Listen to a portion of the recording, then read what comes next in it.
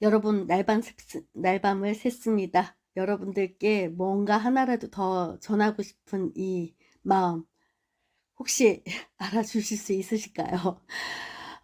여러분, 혹시 이런 말씀 들어보셨나요? 사타구니가 까매졌다. 겨드랑이가 까매졌어요. 목뒤가 까매졌어요. 제가 요 근래 참 많이 들었는데요. 그래서 목뒤도 이렇게 머플러로 감싸고 다니시고, 겨울이라 다행히 숄 같은 거, 또 이제 폴라 같은 걸 입고 다니시니까 자연스럽게 가려지시는 것 같더라고요. 근데 이게요, 단순히 때가 껴서가 아니라 이 몸속에서 조용히 시작된 대사 이상이 피부에 먼저 찍힌 신호일 수 있습니다. 몸에서 일어나는 일은 다 이유가 있다고 제가 늘 말씀드렸죠. 자, 그럼 이건 또 무슨 신호일까요, 도대체? 왜 하필 겨드랑이, 사타구니, 목 뒤일까요? 왜 겨드랑이나 사타구니? 참 신기하지 않습니까? 물론 단순하게 옷과 피부가 부딪히는 곳이어서 마찰로 있을 수도 있겠지만, 곰팡이나 습진 같은 피부염 또는 혹은 제모 후에 남은 자극 등의 단순한 이유들로 착색이 생기는 경우도 있기는 합니다. 근데요, 색이 점점 어두워지고 피부가 두꺼워지는 정도가 심하다면 여기서부터는 진짜 중요한 이야기가 시작되기는 합니다. 인슐린 저항성이라고 지난번에 말씀드린 바가 있습니다. 이럴 때는 인슐린 저항성의 신호를 의심해 보셔야 하거든요. 인슐린 저항성을 방치하면 나중에 당뇨가 될 확률이 높기 때문에 그렇습니다. 인슐린 저항성이란 인슐린의 신호를 세포가 거부하는 현상이라고 말씀을 드린 적이 있었는데요. 결국 포도당이 세포 안으로 잘 들어가지 못하고 혈당은 높아질 수밖에 없고 췌장은 더 많은 인슐린을 분비하게 되죠. 그 결과 혈액 안에 인슐린이 많아지는 고인슐린 혈증이 나타나게 되는 겁니다. 고인슐린 혈증? 이것은 피부가 과성장 모드로 들어간다라는 뜻입니다. 혈액 안에 인슐린이 많아지면 피부세포가 과도하게 자극을 받게 되거든요. 피부세포가 과도하게 자극을 받게 되면 흑색가시 세포증이라는 것이 나타납니다. 그 결과로서 사타구니와 그리고 좀 전에 말씀드렸던 겨드랑이 그리고 또 목뒤 이런 데가 검고 두꺼워지게 나타나게 되는 거죠. 이거 심하신 분들은 정말 좀 보기가 어려울 정도로 되게 심하십니다. 자, 여기서 이제 또 핵심적인 또 어려운 단어가 나오는데요. IGF-1이라는 그런 또 이제 호르몬이 나오거든요. 과학적인 것인데 그냥 이해 차원에서 그냥 들으시면 됩니다. 이 고인슐린 혈증이 발생이 되면은 아까 말씀드렸던 인슐린이 IGF-1이라는 그 수용체를 자극을 해서요. 각질 세포하고 진피 섬유화 세포를 증식을 시켜버려요. 마구잡이로. 그래서 그 결과로 피부가 두꺼워지고 이렇게 까맣게 색소 침착이 일어나거든요. 그러면 그 IGF-1이라는 게 도대체 뭘까 찾아봤더니요. 성장 스위치예요. 그 IGF-1 그거는 이제 영어로 이렇게 있는데 그걸 이니셜로 이제 말씀을 드린 건데 말 그대로 인슐린처럼 작동하는 성장 인자라고 생각하시면 됩니다.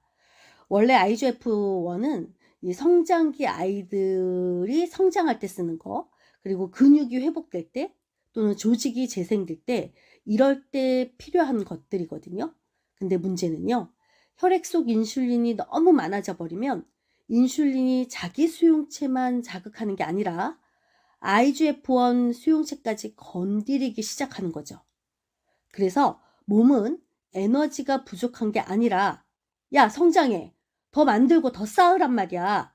이런 과잉 신호를 자꾸 받게 되는 겁니다.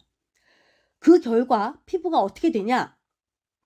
이 피부의 정상 사이클이 망가지는 거죠. 피부 세포는 정상 상황에서는 원래가 분화하고 그래서 각질층을 형성한 다음에 이렇게 탈락을 시켜버리는 그런 주기를 밟고 있거든요. 이런 과정은 에너지 공급이 정상적이면 잘 돌아갑니다. 근데 고인슐린 상태는 피부에게 잘못된 신호를 주는 거예요. 그래서 정상적인 분화 과정이 억제가 되면서 탈락은 줄어버리고 증식은 마구잡이로 늘어나서 피부가 두꺼워지고 거칠어지는 이런 흑색 가시세포증이 생겨나고, 동시에 멜라닌 세포도 자극을 받아서 착색이 심화되는 것이죠. 그렇게 해서 까맣게 나타나는 거거든요. 쉽게 생각하시면 여러분, 건강한 도시는 건물이 지어지고 낡으면 헐고, 그래서 새로 짓는 순환이 이렇게 잘 되잖아요. 그렇죠? 그런데 고인슐린 상태는 이 재개발이 멈춰버리는 거라고 생각하시면 쉬워요. 그냥 건물만 계속 증축해 쌓는 상황에 가깝다라고 생각하시면 이해가 쉬우실 겁니다. 원래 상태로라면 이렇게 헐리고 새 건물이 들어서야 하지만, 에너지와 성장 신호가 과잉이 되다 보니 헐지 않고 계속 쌓여만 가는 그런 도시를 연상하면 쉬우십니다. 아니, 근데 왜 하필 겨드랑이고 또 사타구니가 더 심해질까요? 뭘까요? 한번 생각해 보세요. 네, 겨드랑이와 사타구니는 큰 림프절이 모여있는 곳입니다. 이제 감 잡으셨죠? 림프 흐름이 막히면 노폐물과 염증이 쌓이고요. 피부는 만성 자극을 받아서 더 착색이 되는 거죠. 이는 마치 하천이 막혀서 더러운 물이 고이듯 몸속 순환이 흐름이 무너진 모습이라고 생각하시면 됩니다.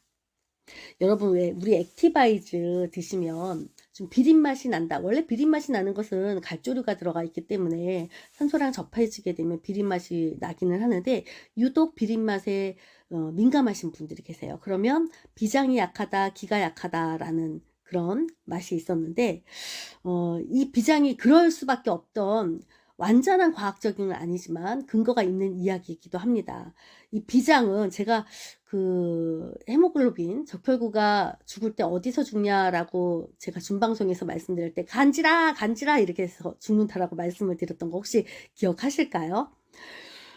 이 비장은 낡은 적혈구를 처리하는 장기거든요. 이 비장 기능이 되게 약해지면 기능을 다한 적혈구가 제대로 처리하지 못해서 적혈구 찢겨기가 혈중에 남아있는 산화 스트레스를 일으키게 돼버립니다. 이 산화 스트레스로 멜라닌 세포가 되게 활성화가 돼서 착색이 증가되기 시작을 해요. 이런 여러 과정들이 반복이 되고 또 누적이 되면서 피부는 점점 더 쉽게 착색이 되면서 두꺼워지기까지 하는 거죠.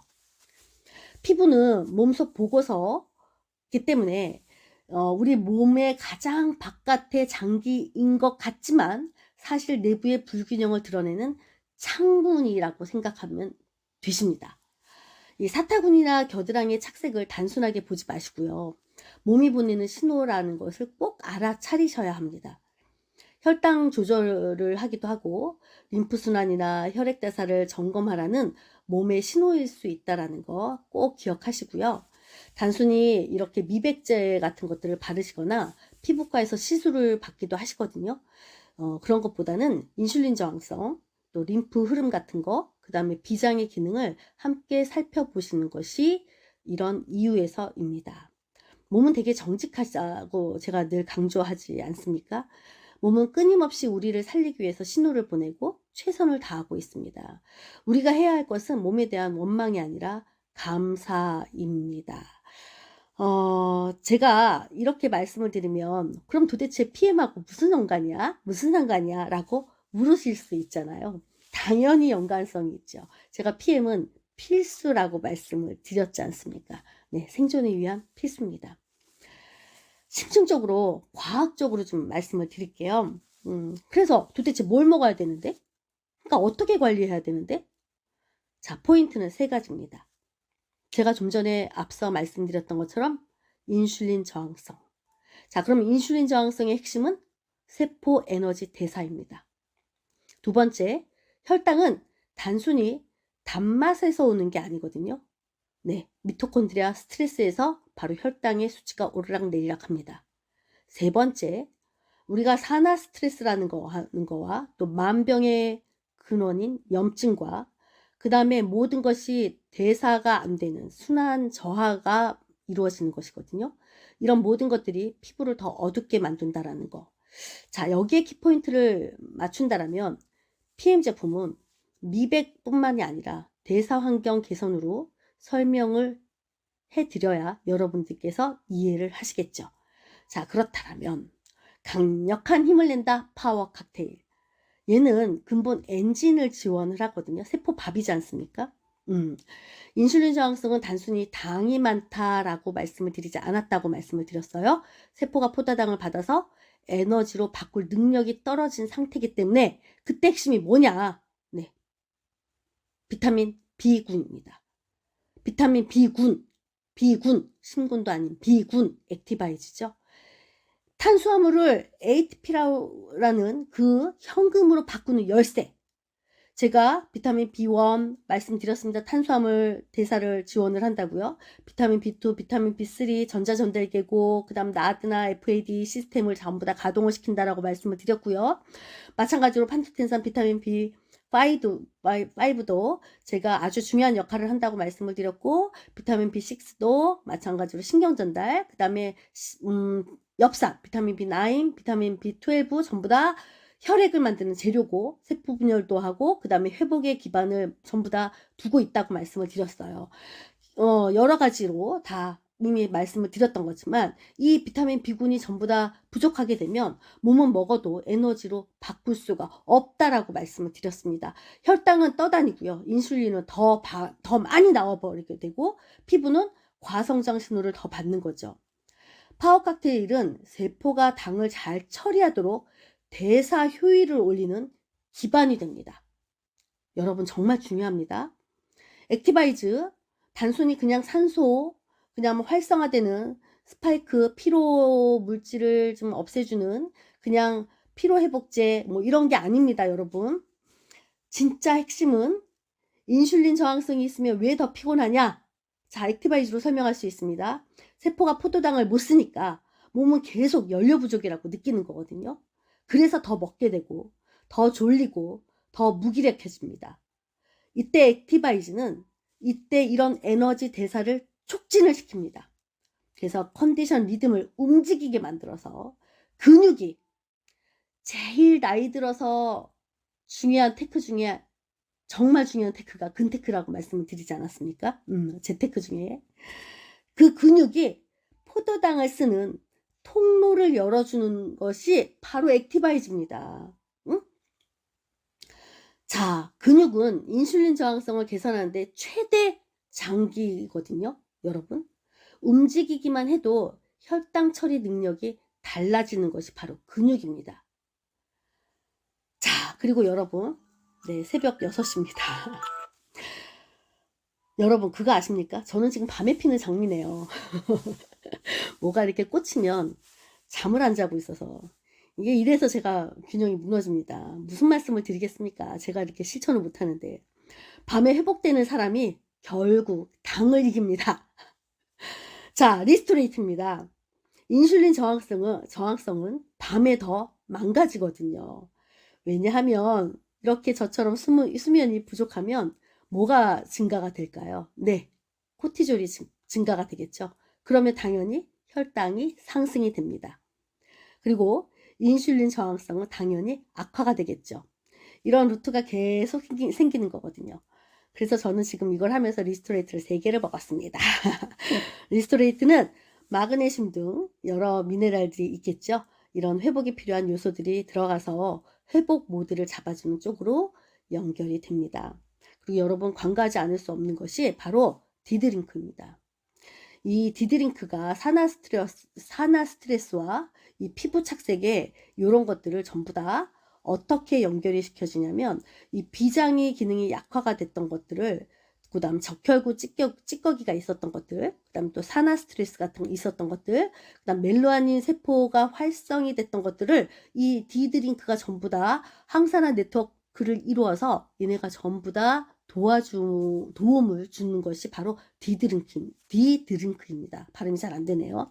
그래서 피부가 방어 모드로 멜라닌을 더 올려버리는데 이 멜라닌은 단순 색소가 아니라 보호막이거든요. 그래서 디드링크가 이 피부톤뿐만 아니라 산화 스트레스의 환경을 낮추는 쪽으로 여러분 정말 많은 도움이 됩니다. 자, 여러분 그 아까 말씀드렸던 것처럼 액티바이즈의 비린맛, 이거는 확실한 과학적 근거는 아니지만 가설은 세울 수 있다라는 거 아까 말씀드렸죠. 그거 그냥 참조하시면 되겠고요. 조금 말씀을 드리면 그렇습니다. 아까 말씀을 드렸던 것처럼 그 비장은 제가 아까 그랬죠. 큰 림프절이라고. 그래서 낡은 그 적혈구들을 처리하는 곳이지 않습니까? 그럼 산화스트레스와 연결이 되겠죠. 그쵸? 그러니까 비장이 약하면 적혈구 처리가 그 다음에 순환되는 대사가 깔끔하지 못해 버립니다. 그럼 산화스트레스가 올라가고요. 몸은 되게 예민해지겠죠. 그리고 점막과 미각도 예민해집니다. 그러니까 비린맛은 비장질환이 완전히 그 비장질환이다 뭐 이렇게 확정지는 것은 아니고 대사 환경이 예민해진 사람에게 나타나는 감각 신호 중에 하나일 수 있다라는 걸 기억해 주시면 되겠고요.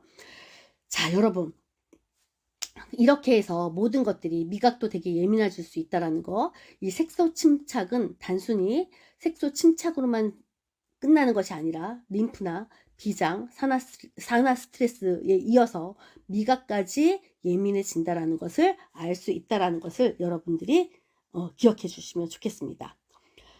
아까도 말씀을 드렸지만 몸은 늘 우리를 살리기 위해 신호를 보내고 최선을 다하고 있습니다. 우리가 해야 할 것은 몸에 대한 원망이 아니라 감사라는 거 다시 한번 강조하면서 말씀드리면서요. 여러분 오늘도 마음은 풀어주시고 생각은 멀리서 바라보시면서 질문 한번 던져봐 주시고 몸은 풀어주시는 건강한 하루이시길 소망하겠습니다. 감사합니다.